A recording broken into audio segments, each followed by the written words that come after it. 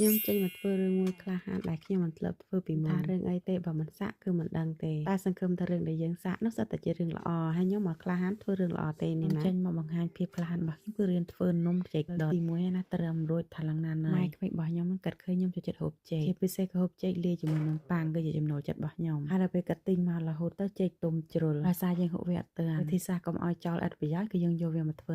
នំចេកប្រភេទនេះគឺត្រូវយកចេកអាទុំចូលនឹងឯងបានយកមកធ្វើទៅវាមានរសជាតិឆ្ងាញ់វាចូលជាតិគ្នាល្អពង2គ្រាប់ហើយខ្ញុំធ្វើបែក1គ្រាប់បាត់ទៅហើយធ្វើឲ្យបែកឬក៏ពុះខូចជារឿងធម្មតារបស់ខ្ញុំទេន័យថាខ្ញុំអត់ប្រយ័ត្នទេណាគឺខ្ញុំព្យាយាមប្រយ័ត្នរូបមន្តធ្វើនំរបស់ខ្ញុំយកចេញពី BBC ហើយក្មេងខ្ញុំក៏រៀងបារាណដូច្នេះក៏ប្រើអញ្ជីងតាំងពីសតវត្សណាណៃត្រូវនៅកូនភាសាបកាយកណិតចេះទៀតក៏កាសយោមើលថ្លែងថ្លឹងឡើងប្រយ័ត្នមែនតែនថាអាផ្ទះតាខាងក្រោយនឹងគឺវាយដាច់តែឯងធ្វើឡើងប្រហែលម៉ោងកូនយំផងអីផងឲ្យបងអូនថ្លៃពោជួយចុចកាសយោផងព្រោះធ្វើវាមិនត្រូវណាហើយយកម្សៅមកធ្វើនឹងច្រឡំទៀតត្រូវដូរម្សៅឃើញថារាយប៉ាយមែនតែនគឺថាដូចខ្ញុំនិយាយចឹងតាក្រោយស៊ីដាច់ត្រូវបដូរម្សៅប្រភេទនេះយកមកធ្វើថ្លឹងផងបុកដកកូនចែកអ្នកខ្ញុំមិនចេះធ្វើបានត្រូវសោះដោយសារអញ្ជីងចេះណាដល់ពេលថ្លឹងអញ្ជីងចេះក៏នឹកឃើញអាចនឹងអញ្ជីងថ្លឹងប្រហុកនៅស្រុកខ្ញុំខុសគ្នាតែវាស្តៀងគ្នាបូលកូនដូចគ្នានឹងឯងដោយសារដែលធ្វើនំមិនដឹងតែគេលាយគ្រឿងបកចេះទេគ្រឿងស្ដីគេនោះក៏កន្លះស្លាបព្រាកាហ្វេ baking powder ហ្នឹងក៏កន្លះស្លាបព្រាកាហ្វេដាក់លាយច្បល់ចូលគ្នាកំពុងតែធ្វើកូនយំផងអុយផងនេះឯងណាកុំបានបងអូនថ្លៃជួយយកកុំអីមិនរួចទេ